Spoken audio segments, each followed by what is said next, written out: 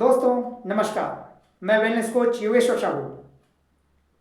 आज हम बात कर रहे हैं इमोशनल ईटिंग के बारे में कि कैसा इमोशनल ईटिंग आपके वेट लॉस जर्नी में बाधा उत्पन्न करता है और किस तरीके से आप उससे बच सकते हैं।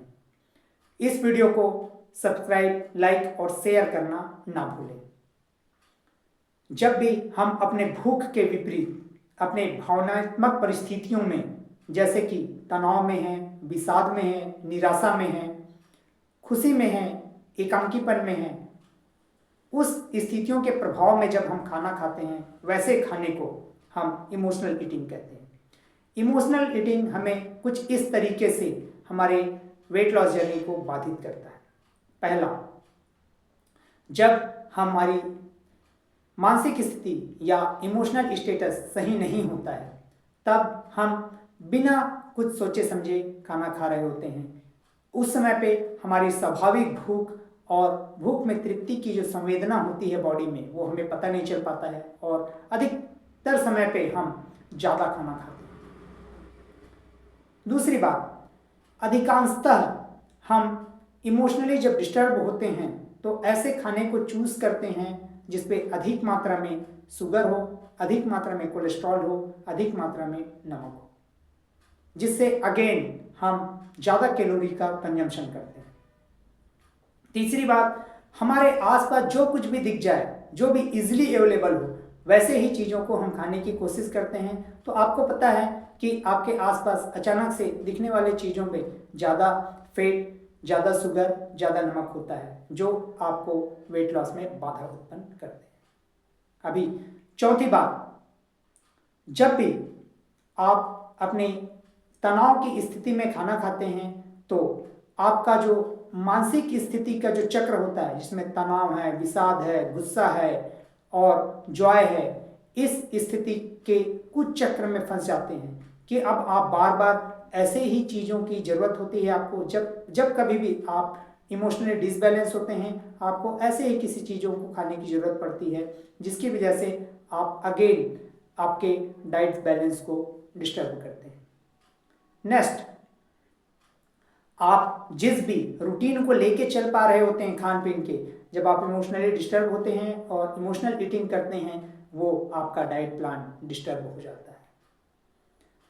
नेक्स्ट बात, जब भी आप ऐसे परिस्थितियों में किसी खाने को खाते हैं तो आप कभी भी कुछ भी नहीं सोच रहे होते हैं सिवाय इस बात के कि अगले ने मेरे साथ क्या किया, मेरे साथ क्या हुआ है और किस परिस्थिति में कैसा हो गया है, बल्कि आपका ध्यान पूरी तरीके से खाने में नहीं होता है, जिसकी वजह से आप के बॉडी और डाइजेशन सिस्टम के साथ में संबंध स्थापित सही तरीके से नहीं हो पाता है और सही पाचन नहीं हो पाता है।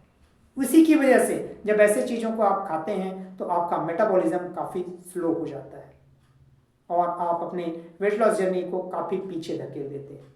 तो ऐसे क्या करना चाहिए, ऐसे क्या आप कर सकते हैं जिससे कि आप इमोशनल ईटिंग को अवॉइड कर सकें। सबसे पहले तो आपको आपके मानसिक स्थिति को, आपके भावनात्मक स्थिति को पूरी तरीके से जानने की ज़रूरत है कि आप किन स्थितियों में किस तरीके से रिएक्ट करते हैं, मतलब सेल्फ को जानना, यह सबसे इंपॉर्टेंट बात है।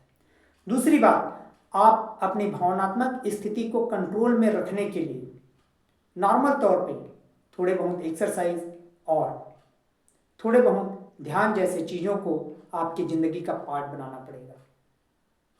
नेक्स्ट बात, अभी जब भी ऐसी कुछ परिस्थितियां आती हैं तो आपको ये समझने की ज़रूरत है कि ऐसे कौन सी चीज़ें हैं, कौन सी परिस्थितियां हैं, कौन सा मोमेंट है जो आपको इमोशनली ट्रिगर करता है। और जब आप इस चीज़ों को समझ पाएंगे तो उस ट्रिगर से निपटने का साधन भी आपके पास होगा, तो आप इमोशनल ईटिंग से बच जाएंगे। फिर अगेन आप अपने खान पान की चीज़ों को हमेशा जब खाते हैं तो स्लोली और चबा चबा कर खाएं, जिससे आपका जो हंगर है और आपका जो तृप्ति का लेवल है उसको संवेदित तरीके से आपका बॉडी संवेदनशीलता से समझ पाए कि आपने कितना खा लिया है और कितने समय पे आपको रुक जाना चाहिए। उसके बाद आप एक काम और कर सकते हैं कि आपके खाने में आप न्यूट्रिएंट डेंस और होल ग्रेन्स को शामिल कर सकते हैं, ना कि आप ये सोचें कि मैं डाइटिंग कर लेता हूँ या डाइटिंग कर लेती हूँ। वैसे की स्थिति पे आप अपने इमोशनल ईटिंग को और कंट्रोल नहीं कर पाएंगे। तो ये कुछ बातें थी जिसको हमने देखा और समझा। आप इस चैनल को देखना ना भूलें, लाइक, सब्सक्राइब और शेयर करना ना भूलें और कंटिन्यूअसली फॉलो करें ताकि आप ऐसे ही कुछ हेल्दी टिप्स आने वाले समय पे पाते रहें। धन्यवाद।